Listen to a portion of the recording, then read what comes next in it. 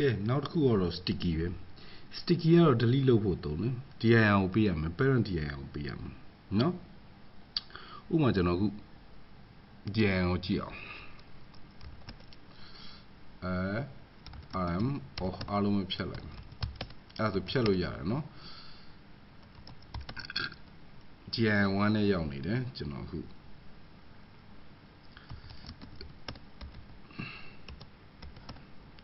LLG DI1 root ga owner, root him of a shear. Error DI1 General Gmail, permission you Gmail, rewrite H2. No, rewrite H2 General Kunaga sticky General sticky go General tell me, be your alongo. Oh, write permission be like me. DI1 Emma, when zero yam. Suru, session mode, chain mode, or plus write permission be like me. DI1. No, LNG message. Allo, write permission yabi. Solo raga, user alone the DI1 Emma, Tabido, try to define it is how coincident, pure coincident. Okay, hobby. So in general. A try to do women when we do general crew CD DI1 crew hole sorry no agree one when we do use is dash 51 so we sound like me LLNG line eval got this out here 51 အခုကျွန်တော် PSA ဆိုတဲ့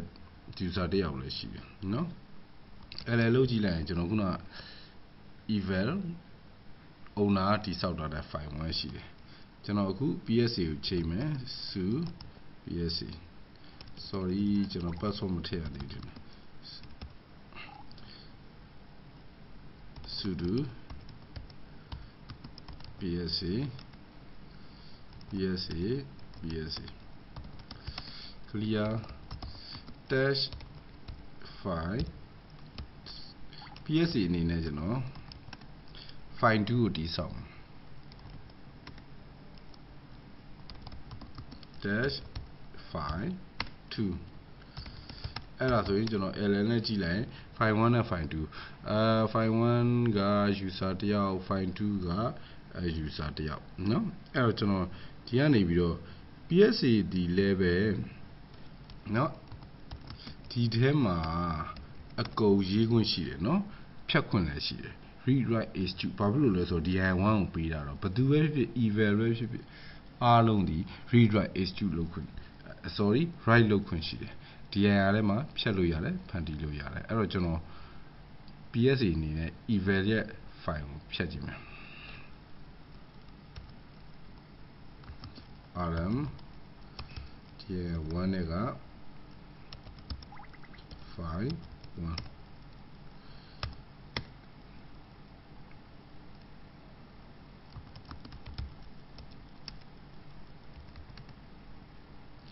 အဲ့တော့ file 1ကိုဖြတ်လို့ရတယ်ဘာဖြစ်လို့လဲဆိုတော့ PSA ဒီလဲ write h2 ရှိနေလို့ဖြစ်ပါတယ်ကဲ PSA ဒီလဲ write h2 ရှိလို့ဖြစ်နေတယ်အခုကျွန်တော် eval စီပြန်သွားမယ် su eval ဟုတ်ပြီပြီးတော့ file 1ကိုပြန်တည်ဆောက်အောင်မကျေနပ်သေးဘူးအဲ့ဒါကြည့်မယ်ဟုတ်ပြီကဲဒါဆိုရင်ဒီခါဖြတ်လို့မရအောင်လုပ်ထားမှရမယ်ဒီတိုင်းဆိုရင်မရဘူးအဲ့တော့ sticky နဲ့တီလေးပေးလိုက်ပြီဒါဆိုရင်ရပြီစမ်းကြည့်အောင် sudo ဆေးချင်မှု chain မှုဘယ်သူ့ကိုပေးရမှာလဲအားသားကိုပေးရမှာเนาะ sticky ပေးမယ်တီတကယ်တော့ခုနတီတို့ s လို့ဆိုတာကြိုက်တာအကြီးပေးအသေးပေးသူ့ဟာသူ system သူ့ဟာသူထည့်ပေးလိမ့်မယ်ကျွန်တော်ပူစရာမလိုကျွန်တော်တို့ s နဲ့ t ထည့်ရုံပဲအခုတီအကြီးအသေးသူ h2 ရှိရှိမရှိဘူးမဆိုင်ရရတယ် okay အဲ့ဒါဆိုရင်ကျွန်တော် DIR1 ကိုပေးရမှာเนาะ sorry မှားနေတယ် DIR1 က F1 level LL နဲ့ကြည့်မယ်ဆိုရင်ဒါဆိုရင် T ကိုတွေ့ရပြီเนาะ T ကိုတွေ့ရပြီဖြစ်ပါတယ်เนาะ DIR1 နဲ့မှာ sticky T လေးရောက်လာပြီကဲအဲ့တော့ကျွန်တော် DIR1 ကိုသွားကြည့်မယ်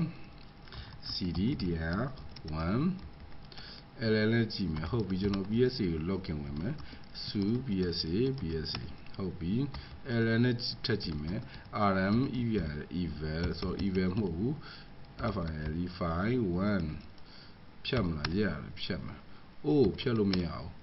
ဘယ်ဖြတ်လို့ရမှာတော့ကျွန်တော်တို့ sticky နဲ့ t ကိုထည့်ထားတာအောင်နော်သင်ခန်းစာတော့ဒီလောက်ပါပဲဒီတစ်ခါကျတော့ကျွန်တော်နော်တချို့စာအုပ်တွေကြည့်လို့ရှိရင်မြင်ဘူးအောင်လို့ကျွန်တော်ကိုယ်တိုင်တော့ဒီလိုမသုံးပါဘူးနော်ချိန်မှုတွေကိုကျွန်တော် digit နဲ့ပေးလို့ရသေးတယ် special permission ကိုလည်း digit နဲ့ပေးလို့ရတယ်အဲ့တော့ special permission မှာကျွန်တော်ပြောတယ် s တခုပထမ set uid ပထမ s တန်ဖိုးဒီ4ပဲဒုတိယ s set gid အဲ့ဒီကောင်နော်နောက်တစ်ခုက t ရပါလဲ1ပြောလို့ရှိရင်ဒီလဲ421ခုနှစ်ပေါ့နော်ဒါပေမဲ့မှတ်ထားဖို့ကs ကနှစ်ခုဒီနှစ်ခုကမတူဘူးနော်ဒီကောင်က file တော့လို့ပြောတော့နော်ဒီကောင်နှစ်ခုဒီ directory လို့ပြောတာအဲ့တော့ပေါင်းပြီးတော့7ဆိုတော့ဘယ်တော့မှဖြစ်မှာမဟုတ်ဘူးဘာလို့လဲဆိုတော့ကျွန်တော်တို့ကချိန်မှုလုပ်တဲ့အချိန်မှာ file လို့မလုပ် directory ကိုလုပ်တာနှစ်ခုလုံးတပြိုင်တည်းလုပ်တာမှမဟုတ်တော့တတ်မှတ်ထားတဲ့ target တစ်ခုကိုပဲလုပ်တာလေအခါကျတော့သူဘယ်လိုပေးမလဲll ကြည့်လိုက်မယ်နော် cd သူ့ကိုကြတော့ sudo မပြေရောတော့ chmod change move ဆိုပြီးတော့ငကူ permission ကထားလိုက်ပါတော့777နော်အဲ့လို dir1 အဲ့လိုပြီးတာပေါ့နော်ကဲထားလိုက်တော့အဲ့ဒါဆိုရင်ပထမ file အတွက်ဆိုတော့ file အတွက်က4ကသုံးလို့မရအောင်နော်2နဲ့1နဲ့သုံးလို့ရပါတယ်2နဲ့ဥမာကျွန်တော်တို့အခု sticky ထည့်တဲ့ကောင်ဆိုရင်1ထည့်လိုက်ရင်ရပါပြီ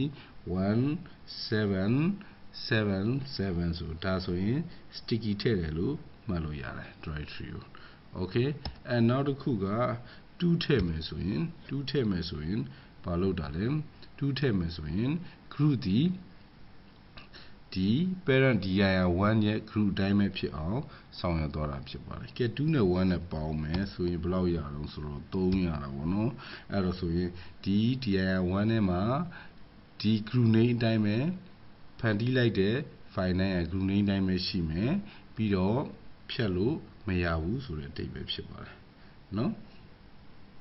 ဒီလိုသုံးပါတယ်ဥပမာအဖြစ်